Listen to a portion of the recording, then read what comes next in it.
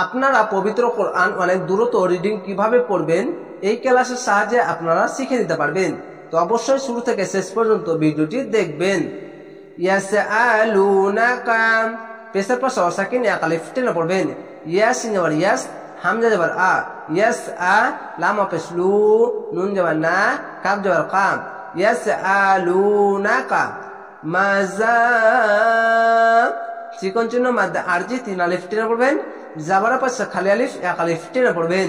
মিম আলিফ যাবার মা, জাল আলিফ যাবার জা, মাজা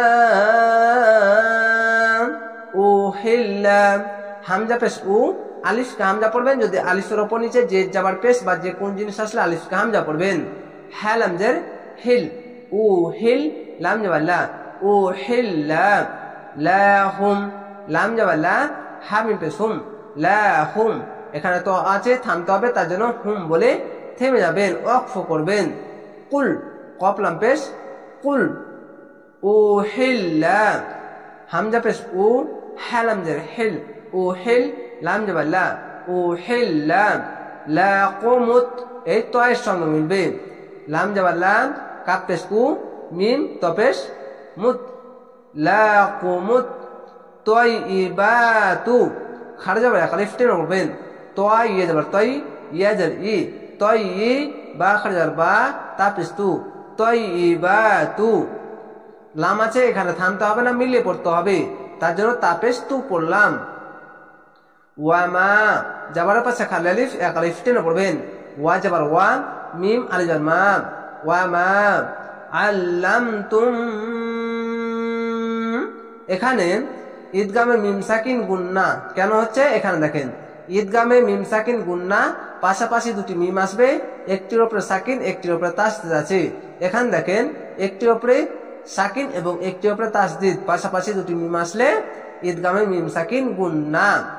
আইন লাম যাবার আল, লাম মিম যাবার লাম, আল্লাম তা মিম পেশ তুম, আল্লামতুম। মিনাল মিম জের মি, নুন লাম যাবার নাল, মিনাল জাওয়ারিহি যাবার পাশে খালি আলিফ এক আলিফ টেনে পড়বেন। জিম যাবার জা, ওয়া আলিফ যাবার ওয়া, জাওয়া রাজরি হাজর হি, জাওয়ারিহি মুকাল্লিবিনা জেরে পাশে ইয়া সাকিন এক আলিফ টেনে পড়বেন। মিম পেশ মু, কাফ লাম যাবার কাল, মুকাল লাম জালি, মুকাল্লি বা ইউজার বি, নুন যাবার না, মুকাল্লিবিনা তুআল্লিমুনাহুন্না।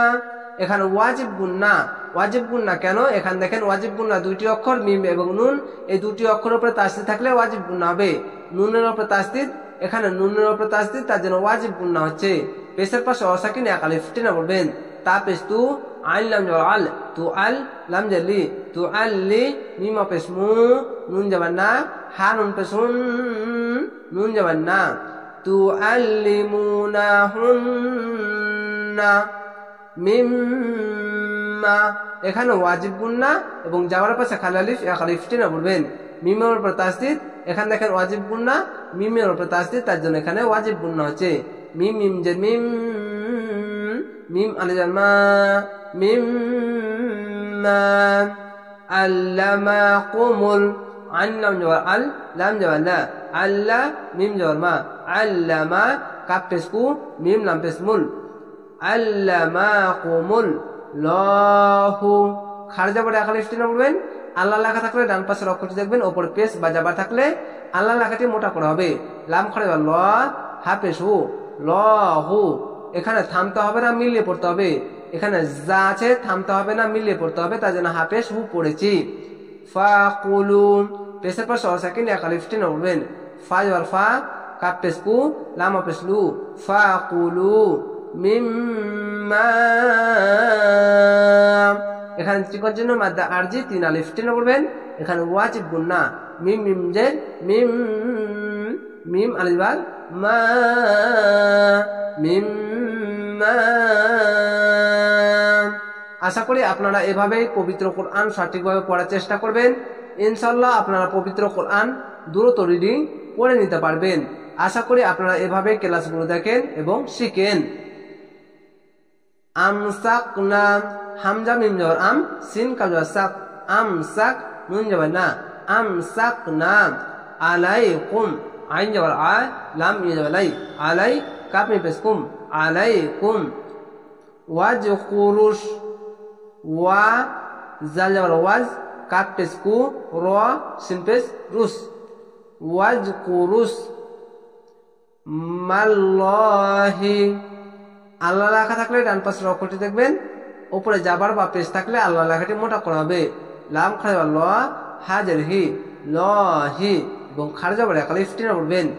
মিম লাম জবর মাল লাম খারজা ল মাল ল হাজের হি মাল ল হি আলাইহি আইন জবর আ লাম ইয়া জবর লাই আলাই হাজের হি আলাইহি। এখানে সদ আছে, নিঃশ্বাস যদি থাকে তাহলে মিলিয়ে পড়বেন, নিঃশ্বাস না থাকলে এখানে থেমে যেতে পারেন। ওয়াত্তাকুল্লাহ এখানে তো আছে, থামতে হবে, তার জন্য খারজা বলে এক আলিফ টেনে পড়তে হয়। শেষ অক্ষর সাকিন দিলে 3 আলিফ টেনে পড়বেন, মাদ্দা আরজি হবে। পেশের পাশে ওয়াও সাকিন থাকলে এক আলিফ টেনে পড়তে হয়, কিন্তু এখানে লামের সঙ্গে মিলে গিয়েছে, তার জন্য কুল এই লামকে ধরে নিয়েছে। এবং আল্লাহ লেখা থাকলে ডান পাশের অক্ষরটি দেখবেন, ওপরে যাবার বা পেশ থাকলে আল্লাহ লেখাটি মোটা করা হবে ল এভাবে। ওয়া তা যাবার ওয়াত তা যাবার তা ওয়াত্তা কফ লাম পেশ কুল লাম খাজা ল হা যাবার হা ওয়াত্তাকুল্লাহা। থামতে গেলে ওয়াত্তাকুল্লাহ ইন্নাল এখানে ওয়াজিব গুন্না হামজা নুনজের ইন নুন লাম যাবার নাল ইন্নাল লহা খারজা বলে আলিফ টেনে পড়বেন। আল্লাহ লেখা থাকলে ডান পাশের অক্ষরটি দেখেন, উপরে যাবার থাকলে আল্লাহ লেখাটি মোটা করা হবে লহা। সারিউল সিন জবর শা র ইজরি জের পাশে ইয়া সাকিন এক আলিফ টেনে পড়বেন, আইন লাম পেশ উল সারিউল হিসাব। এখানে কলকলা, কলকলাটি ধাক্কা মেরে নিচে সাউন্ড আসবে। কেন কলকলা হচ্ছে এখানে দেখেন, কলকলা শব্দ 5টি, এর উপরে সাকিন থাকবে। যেরকম বায়ের উপরে সাকিন, এখানে দেখেন আয়াত আছে, থামতে হবে, তার জন্য শেষ অক্ষরে সাকিন দিতে হবে। এই মনে মনে জেটটি বাদ দিয়ে মনে মনে সাকিন দিতে হবে, দিয়ে কলকলা করতে হবে, ধাক্কা মেরে নিচে সাউন্ড আসবে। যাবার পাশে খালি আলিফ এক আলিফ টেনে পড়তে হয়। শেষ অক্ষর সাকিন দিলে 1 2 3 তিনটি অক্ষর 3 আলিফ টেনে পড়বেন, মাদ্দা আরজি হবে।